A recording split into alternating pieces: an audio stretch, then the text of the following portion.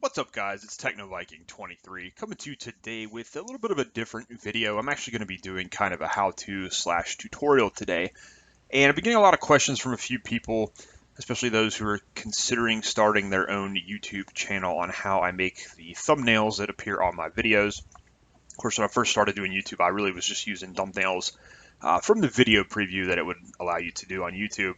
But then I decided I needed to learn how to do some actual halfway decent looking thumbnails. So I have been, working on those. It's a constant learning process for me, but something that's pretty fun and actually pretty easy in order to do. So I'm going to show you guys today how I make the majority of my thumbnails. I've actually been able to figure out how to capture some desktop and web browser with the Elgato. So that's another thing. If you guys are wondering how you could do that, you'll need a graphics card with a HDMI output and a second computer that you have your Elgato software on. But if you guys are interested in figuring out how to actually record your desktop and whatnot with the Elgato HD60, let me know and I can try to do a video on that. All right, so first thing we're going to do is we're going to open up our web browser here, and you're going to go to a website called PicMonkey.com. Now, this is a great website if you want to do any kind of graphics touch-up and design and things without having to purchase very expensive software, which for myself personally, I am not the most wealthy of people, so I have to pretty much take advantage of any type of service like this that I can. So we're going to go to the edit button, and it will allow you, when you click that, it's going to tell you to go to your computer and you're going to pick something.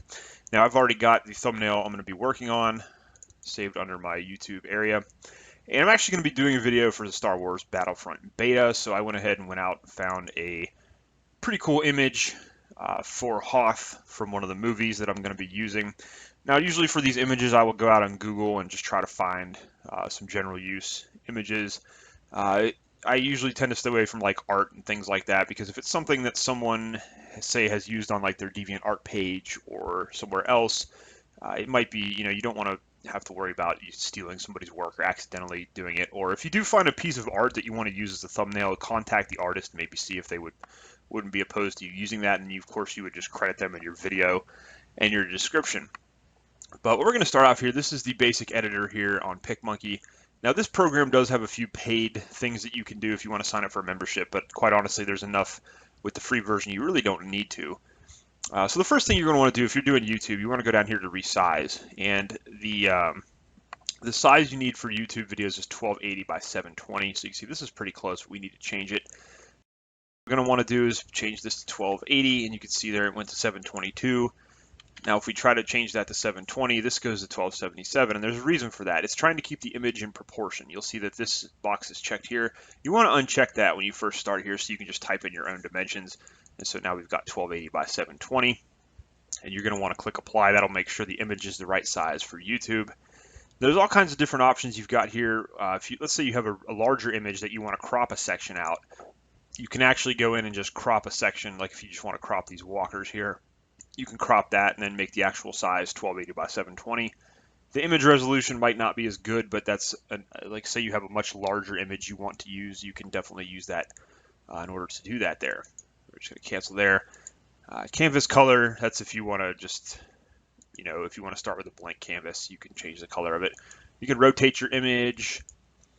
You can change the exposure on it, the brightness, the highlights, the shadows, everything there. So you can just use these sliders here. You can see you can change the way the image looks. You've got your colors, which you can make them a little bit more blue, make it a little bit more grayish. Of course, change your temperature a little bit to kind of brighten up or make the image look a little bit better. I'm actually going to go down a little bit on the saturation there. And then lastly, you've got sharpen, which you could use to make the image a little bit more clear. Depending on the image quality to begin with, this may or may not have a huge effect, but you can definitely, you can see it can have some nice little effects there on the picture. So that's your basic edits there, your adjustments there that you can use. Like I said, you want to make sure it's 1280 by 720 is the size. That's the most important. Now there's a couple other areas here I'd definitely go through. Effects. This has got an entire, you can see here, there's just all kinds of different things you can do. Now, if you see this little like crown icon, that means it's a royal feature, which means you have to pay for it. But you can see there's quite a few free features that are available. that you can do. You'll be using Draw a lot as well if you use this program here. So let's say you just click on this, and you can see it's going to change some of the coloring. You can go in there and play with the sliders, and then use this to kind of, you go around it and make some adjustments there. I'm not going to do anything permanent here until I get into what I really want to do there. You can see there you can also change the coloring of the image. There's all kinds of different filters you can apply over here. Black and white, if you just want to start with a black and white image, sometimes that helps make the quality a little bit lower for your size of your image. Now, one thing with YouTube you do have to watch is you can only upload a 2 megabyte thumbnail, so you have to make sure you're under that 2 megabytes. And sometimes if you try to put too many features into this, it will be over 2.0, especially if you're trying to save it as a PNG file, which that's usually what I use as a PNG versus a JPEG. PNGs tend to look a little bit better. One of the ones I use often is dark edges. You can see here if you make the size there, you can actually, gives you kind of like a little, looking through a telescope or something, or binoculars. That's pretty cool. I actually like that. I think that looks pretty cool. I might use that on this thumbnail here. I've also got frost, which is the opposite. It gives you like a lighter color thing like that. And the cool thing is you can also change the color of that. So if you want to really enhance your image a little bit, you can make the color of that frost effect a little bit different. We just went into that one. You can also do like sepia, things like that. So you've got a lot of different ways you can change the tint.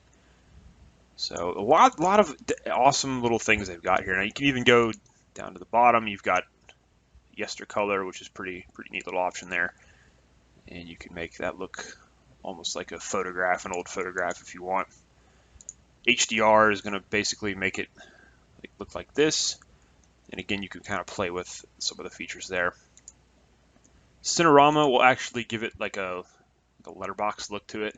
Now you have to watch, when you use Cinerama, what will happen is it will actually change the size of the image. So you'll have to go back into the resize tool and make sure it's still 1280 by 720.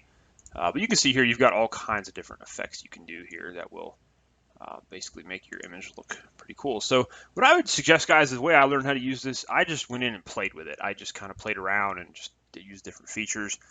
You can even add in cool things like little shapes here. If you want to put stars or something on here, and you can make them, you can add in more, make them larger, and some very interesting things. And then radiance is also a pretty neat little thing here. If you want, you can have, you take this little circle in the middle and move it around, and you can see like the radiance burst will sort of change based on where you place it. And then you can also adjust it so it's got some different little bursts coming off of it there. You can fade it out. You can also change the color of it if you want it to look a different color. So lots of interesting things you can do here. And then draw is something you'll use. I'll show you guys that here in a minute. If you want to make it look like film grain, you can have it, give it a grainy appearance. You can do that with light, or you can do it with dark. It's also kind of a neat feature. They've got some other things here. You've got the touch up if you want to go in, and I don't really use this too often, but you can see you've got like teeth whiten and all kinds of other stuff here if you want to. Weight loss. Really, I guess that's for images where you're using an actual picture of a person. Text is where you will go in and add your the text that you want to use for your thumbnail. I'll show you how to do this in just a second.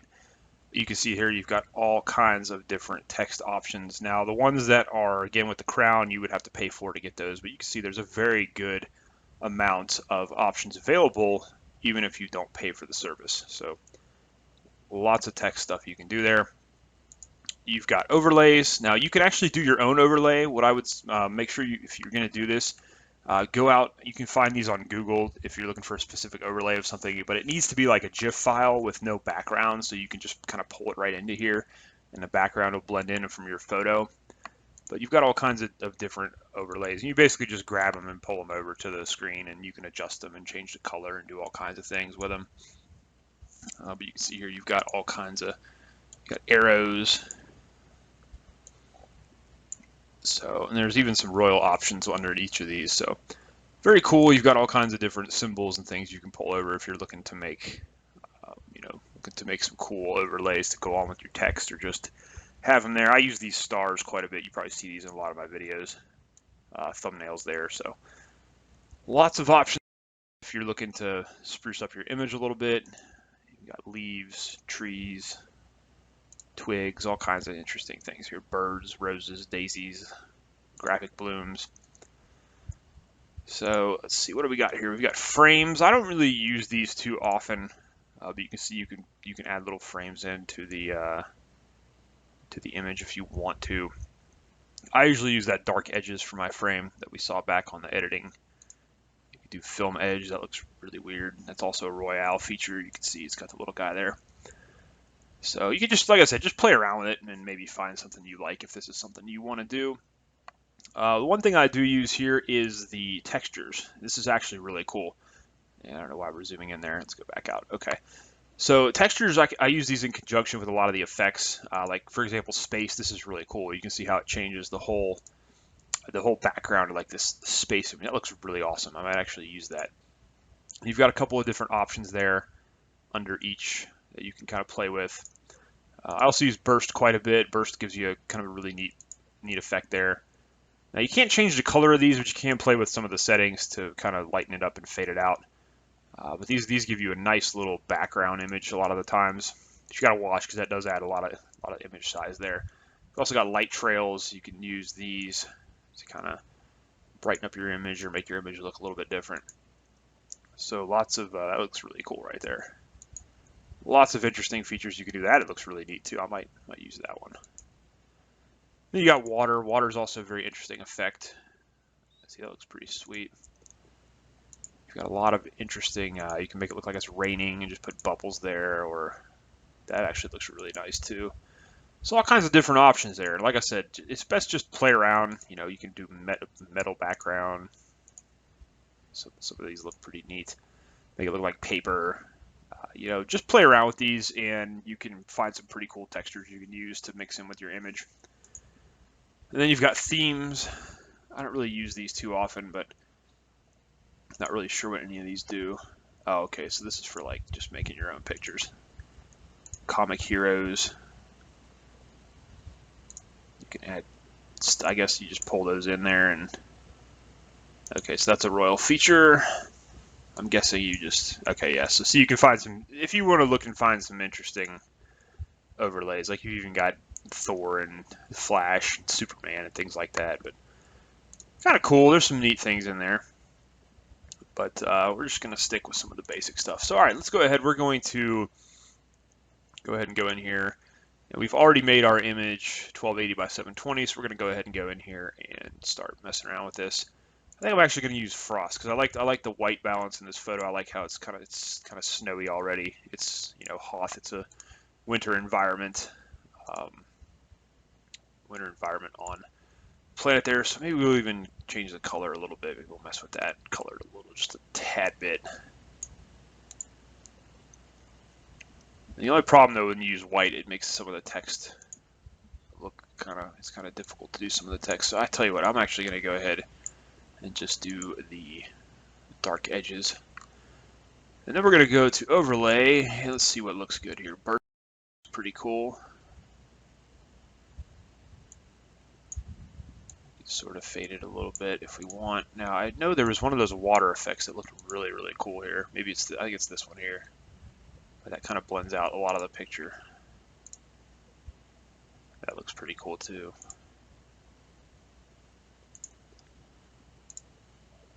Or we could always do space. Space looked really neat. I think I'm gonna just go with this burst though here. We'll do the we'll just do this blue one here. Fade it out a little bit.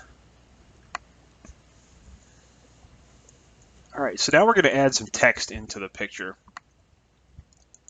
And again, you can go through here and kind of pick any color, any kind of text that you want. You can do your own personal choice. I'm going to use this one called Trash Hand. I used this on one of my other videos and thought it looked pretty cool. So it's going to give you a text box, and you can move this around anywhere you want. So we're going to just put in Star Wars Battlefront is the title, and you can change the size of this box, because what you're going to want to do is come down here and you click the size of your font. You're going to be able to actually enlarge that a little bit. And I'm going to position this up at the top. We're going to find a interesting color for this. I guess we'll just go with yellow would probably be good. So we're going to do a lighter yellow. And now we've got our font there. Now you can do all kinds of stuff with that. If you grab this little circle up here, you can actually kind of change it and do it across the video, or kind of do it however you want. So there's some interesting, you can do some interesting placements with that if you want. I tend to center a lot of my, I like to keep it simple. I don't really get into too much craziness when I'm doing these. Okay, so now we need to go in and put some text on the bottom. So we're going to just call this Thoughts and Impressions on the Beta. Again, we're going to expand that out a little bit so we have room to resize our text, and we'll make that a little bit bigger. And now if you want to just match the color of the text, you click on this little box on the right here, and it's going to give you a little dropper. Now you can see you can drag this anywhere on the picture, and it will pick up a color. So if you want to make sure it's the exact match to the text you have at the top, we're just going to click on that, and it's going to make it that same yellow color. We're going to move this down to the bottom so that we've got the center of the photo pretty clear and open there. All right, so now we got our text. That's all the text I'm going to use here. So I'm going to go back into Effects, and I want to actually darken the background of the text to make it stand out a little bit more. So we're going to go down to this Draw feature. Now this Draw feature you can actually use to draw anywhere on the photo. You see you've got that little circle. You can change your brush size so that it's smaller. You can see there. But the one thing you do have to kind of pay attention to here is the thing called hardness, because if your hardness is at 100%, it's going to draw a line right on your picture, right over your image. But if you want it to go underneath, say, your text, if you want to try to highlight your text a little bit, you're going to take this hardness all the way down to 0. And then you're going to use your little dropper. In this case, I want to use this same really dark color up here, so I'm going to use that. I'm going to go up here behind my S, and I'm going to just across. You can see it's adding in a background color, but behind my text sort of helps it stand out a little bit more against the core of that white and blue. So we're going to do the same thing on the bottom here. We're going to pull that across. Now you can use this in a variety of areas. Make sure you hit apply when you're done with that so it saves it. And let's say if you wanted to have a text across the middle of the screen, but it wasn't showing up because of the lighter background, you can actually go in and use this draw feature. Make sure your hardness is set on 0. Make your brush size a little bit smaller, and then you can use like a different color to highlight. And you can actually go in, and I'm not going to do it here, but I'll just kind of show you guys. Like you see how small I made my little thing there. You can actually go in and just outline each letter to make it stand out more, like if you have a very light background or something. So that's pretty much it. Pretty simple thumbnail. Some thumbnail there, not really anything too complicated to do. I didn't really do too much. I didn't want this video to go on and forever. Sometimes I'll sit here and spend 30 minutes making these things, so it just depends. A lot of the times I'll get done with one and think it looks like crap, and I'll just start all over again. I don't know. I may not even use this one. We'll see. We'll see how I like it later on when I look at it. But that's pretty much the general, how you use it. So make sure you guys just go in and play around with it. Like I said, that's what I did.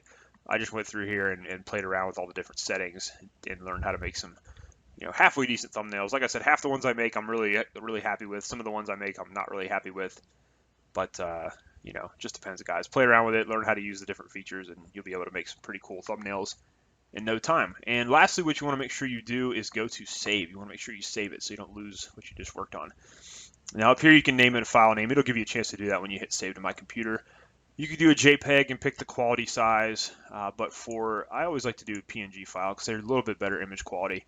You'll see their file size 1.1 megabytes. We are definitely underneath YouTube's 2.0 megabyte requirement. You're just going to hit save to my computer and make sure, like I just have a YouTube thumbnails page, and we're just going to call this Star Wars Battlefront thumbnail. And we'll hit save. And it'll take it a second, and then it'll say your masterpiece is saved, and at that point you are pretty much finished.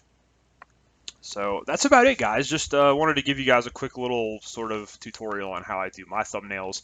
I hope you guys found this helpful. If you have any comments or questions about anything else, please feel free to leave them below. And like I said, if you guys want me to do the video on how I'm actually using my Elgato to record my desktop, I can do that as well to help you guys out if some of you are wanting to record your PC gameplay or just do some, like this, do a tutorial on a web browser, stuff like that. So anyways, guys, I hope you enjoyed the video and found it helpful. I hope you guys are having a great day.